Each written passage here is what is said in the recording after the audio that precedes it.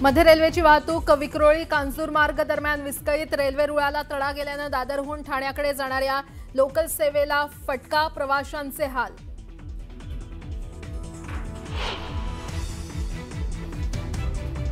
मुंबई आणि परिसरात कालपासून सीएनजीचा मोठा तुटवडा। गेल कंपनीच्या गॅस पाईपलाईनमध्ये बिघाड झाल्याने पेट्रोल पंपावर लांबच लांब रांगा। बिघाड दुरुस्त होण्यास आणखी काही वेळ लागण्याची शक्यता।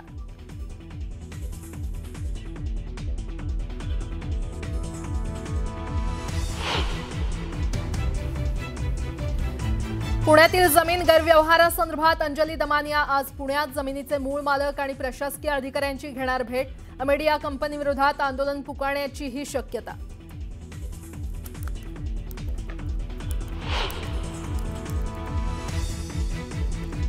$42 कोटींचा मुद्रांक शुल्क भरण्यासाठी अमेडिया कंपनीला 7 दिवसांची मुदतवाढ। शुल्क भरण्यासाठी मुदतवाढ मिळावी म्हणून कंपनीने केला होता अर्ज।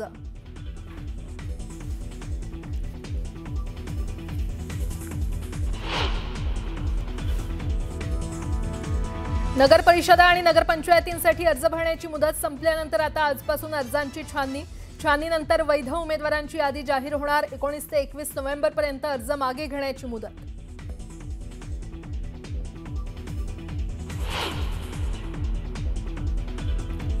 नगर परिषद आणि नगरपंचायत निवडणूक मनसे चिन्हावर लढणार नाही। पदाधिकाऱ्यांनी स्थानिक पातळीवर निर्णय घेण्याच्या आदेशाचा फटका पक्षालाच। अनेकांनी सोडली साथ।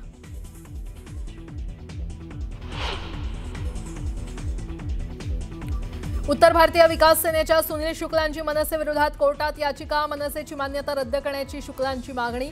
तर हायकोर्टाने विचारलं सरकार आणि निवडणूक आयोगाचं मत।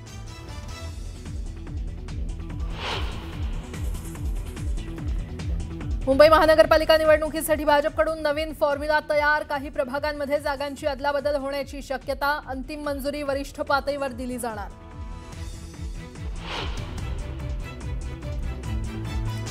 मंत्रालयात मुख्यमंत्री आणि उपमुख्यमंत्री यांच्या उपस्थितीमध्ये बिबट्यांच्या वाढत्या हल्ल्यासंदर्भात विशेष बैठक। बिबट्यांबाबत काय निर्णय घेणार याकडे नजरा।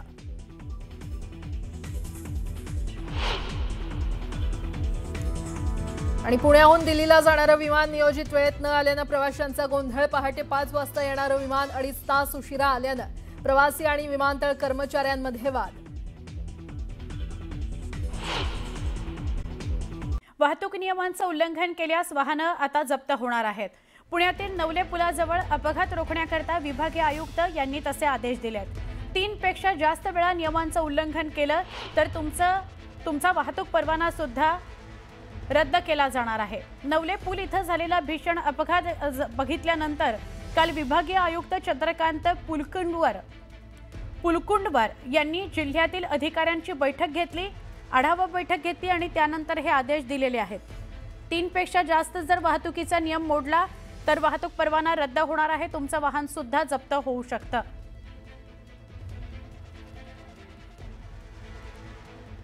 आता वेगवान स्वरूपातल्या घडामोडी।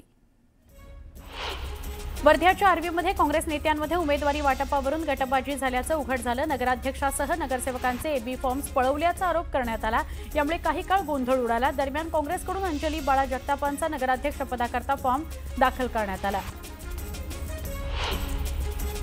मालवण शहरामध्ये गुलाल शिवसेनेचाच उडणार असल्याचं निलेश राणेंनी म्हटलंय। तर नगराध्यक्षपदासह सगळ्या 20 जागा निवडून आणणार असल्याचा विश्वास राणेंनी व्यक्त केला।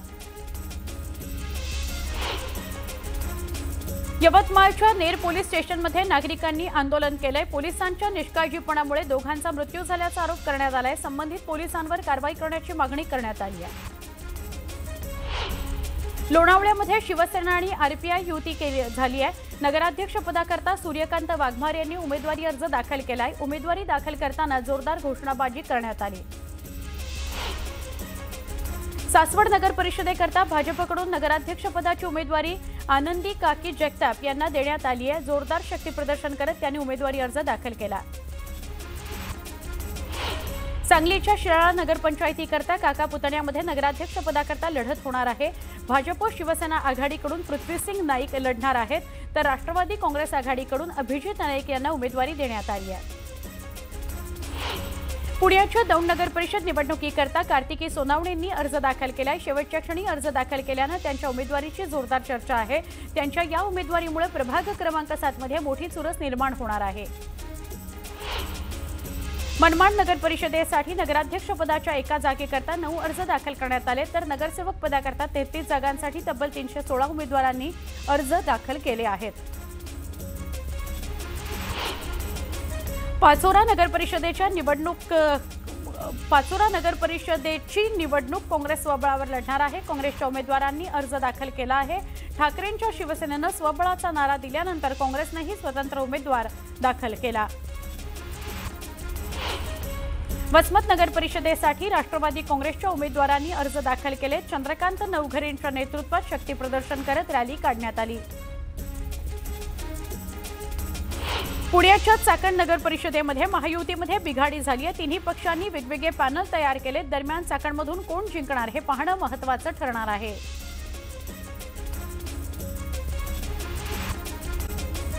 मुक्ताईनगर नगरपंचायतीच्या निवडणुकीकरता एकनाथ खडसेंनी भाजपला छुपा पाठिंबा दिल्याचा आरोप काँग्रेसच्या जगदीश पाटलांनी केलाय। रक्षा खडसेंच्या दबावामध्ये एकनाथ खडसे काम करतात असंही जगदीश पाटील म्हणाले। कराड नगरपालिकेच्या 31 नगरसेवक पदांच्या जागांकरता 330 जणांनी तर 22 जणांनी नगराध्यक्ष पदाकरता अर्ज दाखल केलेले आहेत, तर मलकापूर नगर परिषदेच्या 22 नगरसेवक पदांच्या जागांकरता 133 जणांनी तर 15 जणांनी नगराध्यक्ष पदाकरता अर्ज भरलेले आहेत। आजपासून या अर्जांची छाननी सुरू झालेली आहे। अकोला महापालिकेच्या नव्या आरक्षणाची लॉटरी काढण्यात आली आहे। राज्य निवडणूक आयोगाच्या निर्देशांनुसार यंदाच्या आरक्षणामध्ये महत्त्वाचे फेरबदल करण्यात आले असून विशेषतः ओबीसी महिला आणि सर्वसाधारण प्रवर्गातील आरक्षणामध्ये मोठे बदल दिसून आले। भाजप आमदार मंगेश चव्हाण आणि शिवसेना शिंदे गटाचे आमदार किशोर पाटील या दोन महायुतीच्या आमदारांमध्ये चांगली जुंपली आहे। पाचोरा आणि भडगाव या मतदारसंघामध्ये भाजप आणि शिंदे यांची शिवसेना एकमेकांविरोधात उभी आहे।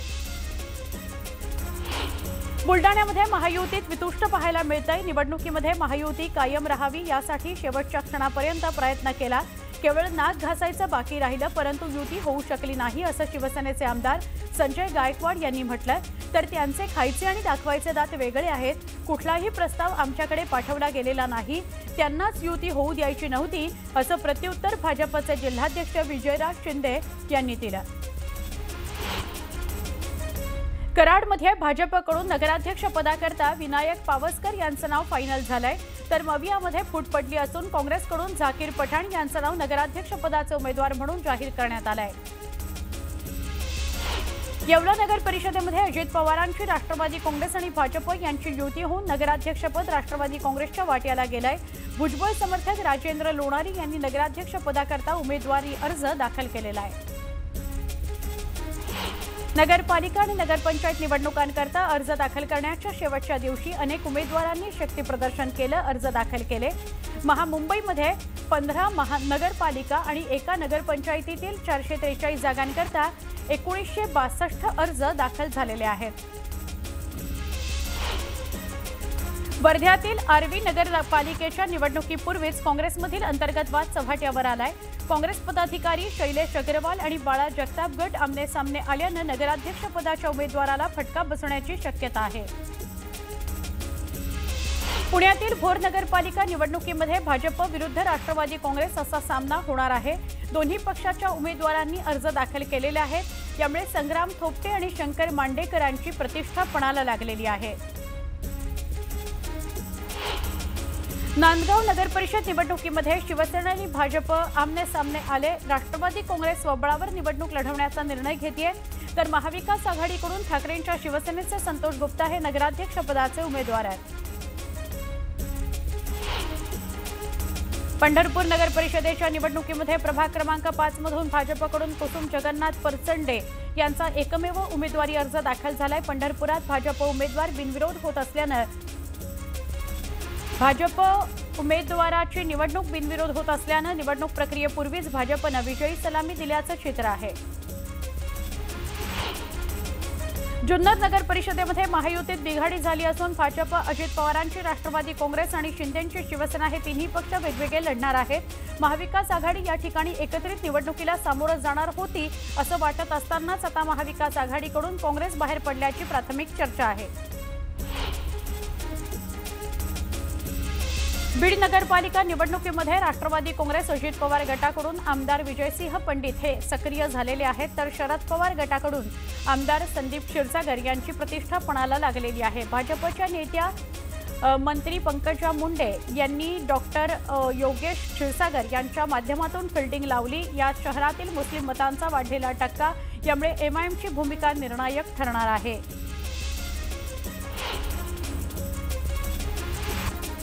नामनिर्देशन अर्ज सादरीकरणाच्या अखेरच्या दिवशी सिंधुदुर्ग जिल्ह्यातील 4ही नगर परिषदांकरता एकूण 359 नामनिर्देशन पत्र दाखल झालेली आहेत।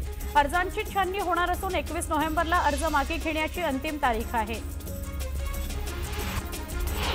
महापालिका निवडणुकांच्या पार्श्वभूमीवर राजकीय समीकरणं झपाट्यानं बदलताना दिसतायत। अनेक वर्ष उद्धव ठाकरे यांच्या पाठीशी उभ्या असणाऱ्या डबेवाल्यांनी त्यांची साथ सोडत महायुतीला पाठिंबा जाहीर केला आहे। बिहारमध्ये प्रचंड बहुमत मिळवलेल्या नितीश कुमार यांच्या नेतृत्वाखालील एनडीए सरकारचा शपथविधी 20 नोव्हेंबरला पाटण्यातील भव्य गांधी मैदानात होतोय। नव्या मंत्रिमंडळामध्ये 6 आमदारांमागे 1 मंत्री असं सूत्र ठेवण्यात आलंय।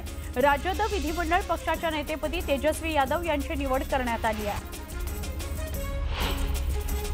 मे महिन्यापासून ऑक्टोबरपर्यंत अखंडपणे सुरू राहिलेला पाऊस, अतिवृष्टी यामुळे यंदा कांद्याचं मोठं नुकसान झालंय। हंगामाचं गणित पुरतं बिघडलंय। त्यातून सप्टेंबर अखेरीस किंवा ऑक्टोबरच्या पहिल्या आठवड्यात येणारा लाल कांदा अजून बाजारात आलेला नाही। त्यामुळे यावर्षी महामुंबईत कांदा आणखी स्वस्त होणार आहे की महागणार आहे याचे अंदाज लावणं सध्या कठीण झालेलं आहे। देशातील साखर हंगामाला संथ गतीनं सुरुवात झाली आहे। सरासरी ऑक्टोबरपासून सुरू होणाऱ्या कांद्याची धुराडी यंदा नोव्हेंबरमध्ये पेटली। ऊसाची उपलब्धता चांगली असल्यामुळे देशात यंदाच्या हंगामात निव्वळ साखर उत्पादन 350 लाख टनापर्यंत जाण्याचा अंदाज राष्ट्रीय सहकारी साखर कारखाना महासंघानं वर्तवला आहे। दरवर्षीच्या तुलनेमध्ये यंदा थोडी लवकरच आलेली थंडी कमी होणार आहे। त्याऐवजी आता हवामानात होणाऱ्या बदलामुळे 22 नोव्हेंबर नंतर दक्षिण मध्य महाराष्ट्र, मराठवाडा, विदर्भात हलक्या पावसाची शक्यता व्यक्त होते आहे।